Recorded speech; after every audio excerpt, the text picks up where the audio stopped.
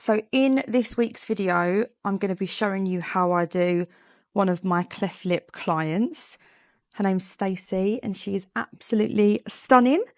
I'm just marking up Stacey's lips here. I don't do this with most of my clients, but I'm going to try and sort out Stacey's Cupid's bow. So we're just going to work out what we're going to do. So I'm just marking up my little dots on the side and then the fan on the other. So I did Stacey's lips over a year ago, and I'm going to show you what they look like before I did them. She's only ever had them done once with me. So this was before she had them done at all. So you can see the shape isn't there at all. Where the scar is, there's quite a big lump, and this really affects the shape. So we're going for more symmetry this time. So this is after a year of having them done with me.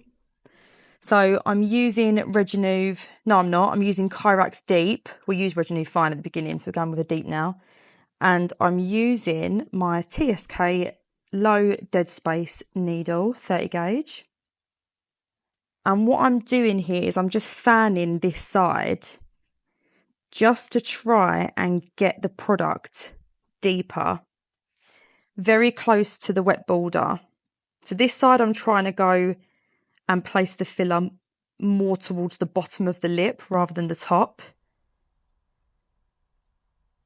Because Stacey's concern was that she didn't want her lip having that gap. She wanted it more symmetrical and flat underneath so it didn't show. So I'm coming quite far down here near the wet border. So it's really important to just place tiny, tiny little amounts as you're going, especially when you're working with a deep filler. Whenever I work on clients with a cleft lip, I always start with a fine and then I layer on with a deep once I know how it's settled. So this side, I'm working differently. So you can see I'm pulling right up. This is because we wanted the definition in the border and the Cupid's bow this side. The other side, the Cupid's bow is fine. This side, we're trying to lift. So this is where the different techniques come in. So I'm really, really pulling and stretching that lip back. And most of the product is being placed in the Cupid's bow towards the edge. And can you see how that's lifted already? And I want to define that even more. So I'm just coming into the border and I use my finger to flip the lip over. And I'm just placing a linear thread in there.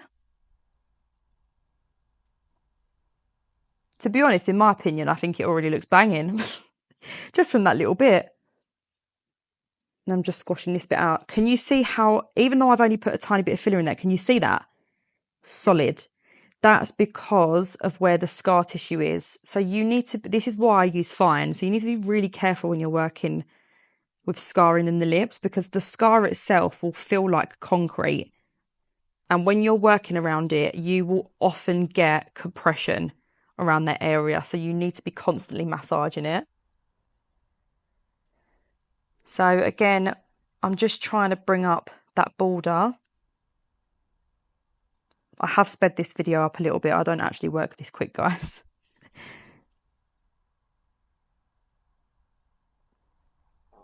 So I don't have any one set technique. Anyone who's trained with me or watched my videos before will know that I just look at someone's lips and I decide then and there what I'm going to do, what technique I'm going to use, where it's going to be placed. I don't follow a strict routine because everyone's lips are different and you need to place it where that client needs it.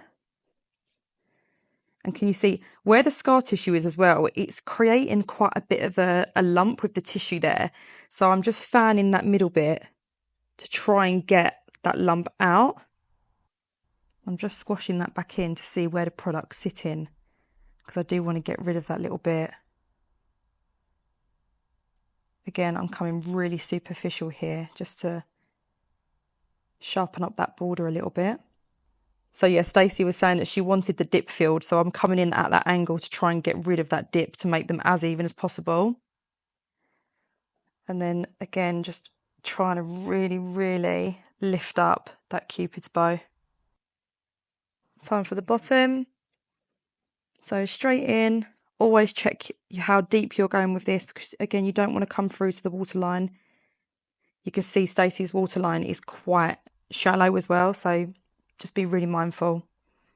So when I'm fanning, I come in the middle and I fan outwards. And here I'm just fanning and bringing it down into that border to sharpen the edges a little bit.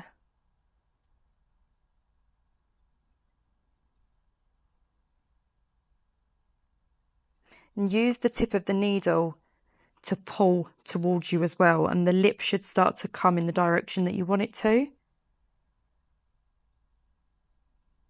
Can you tell that bit's annoying me?